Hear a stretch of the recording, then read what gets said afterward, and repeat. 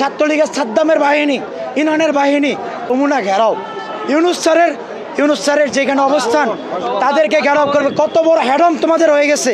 তারা আমরা ডিজিএফআই বা অন্যান্য সরকারি যে সেনাবাহিনীর গোয়েন্দা সংস্থা ওনাদেরকে আমরা তথ্য সঠিক সময়ে দিয়েছিলাম, যার কারণে তাদের এই অপতৎপরতা বন্ধ হয়ে যায়।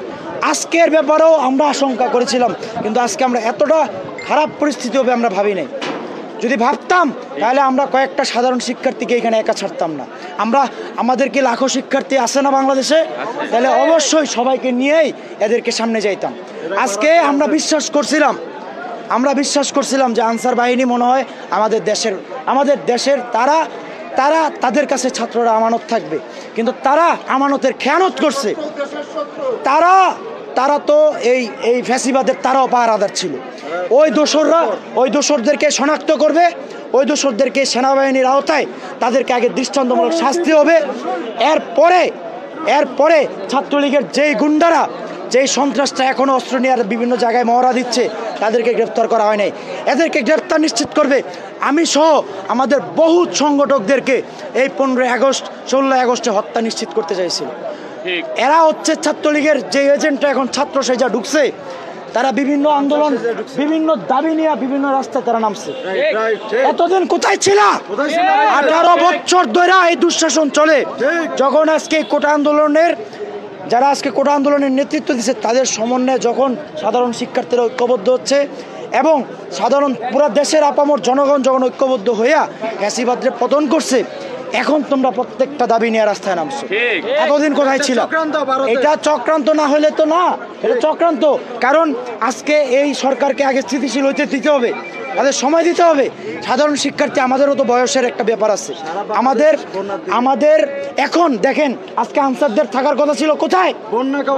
আজকে তারা রাষ্ট্রীয় ভলেন্টিয়ার। তাদের থাকার কথা হচ্ছিল উদ্ধার অভিযানে।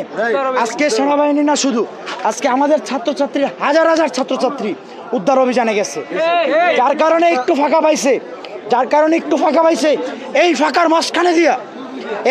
মাঝখানে দিয়া এই সন্ত্রাসীরা আবার ছাত্রদের বুকে গুলি চালাইছে। একটা ভারতীয় এজেন্ডা বাস্তবায়ন করার জন্য তারা রাস্তায় আবার নামছে। এরা হলো খুনি হাসিনার দোসর, ভারতের দালাল। ইনশাআল্লাহ আমরা ছাত্র সমাজ এটা কখনো সফল হতে দিব না। ওই জন্য আমরা যুদ্ধ করা অল্প সময়ের মধ্যে হাজার শিক্ষার্থীরা বিভিন্ন জায়গায় অবস্থান নিচ্ছে। অতএব ভয় পাওয়ার কোনো কারণ নাই। অতএব ওই সন্ত্রাসীদেরকে আবারও বলি, ওই যে বলছিলাম না আওয়ামী লীগের পার্টি অফিস সহ 15 আগস্টে যারা বলছিল যে তারা ওইখানে সমাবেশ করবে, কোথায় থেকে জানি শপথ করছিল, কোন গুহার থেকে। 15 আগস্ট না, শুধু আমরা লিখিত দিয়ে দিলাম। আমরা ভদ্রভাবে বলতেছি, রাজনীতি করার প্রত্যেকটা সংগঠনের অধিকার আছে, ঠিক আছে। নাশকতা করার চেষ্টা, পুনরায় ছাত্র জনতার উপরে হামলা করার চেষ্টা যদি কেউ করে, আপনারা দেখেন পুনরায় যদি কেউ কোনো অবস্থাতে এই দেশে সন্ত্রাসী কার্যক্রম চালাইতে চায়, নাশকতা চালাইতে চায়, প্রত্যেককে, শুধু ছাত্র সমাজ না, ছাত্র জনতা মিলা যেভাবে স্বৈরাচারে সরাইছে, রাজনীতি করেন ভাই, যে যার রাজনীতি করেন সুস্থভাবে। সন্ত্রাসী কার্যক্রম যদি কেউ চালাইতে চান, দাঁত ভাঙ্গা জবাব। এবার শুধু দাঁত ভাঙ্গা না, চোয়াল ভাঙ্গা নিয়ে আসবে ছাত্র বাংলার মাটিতে।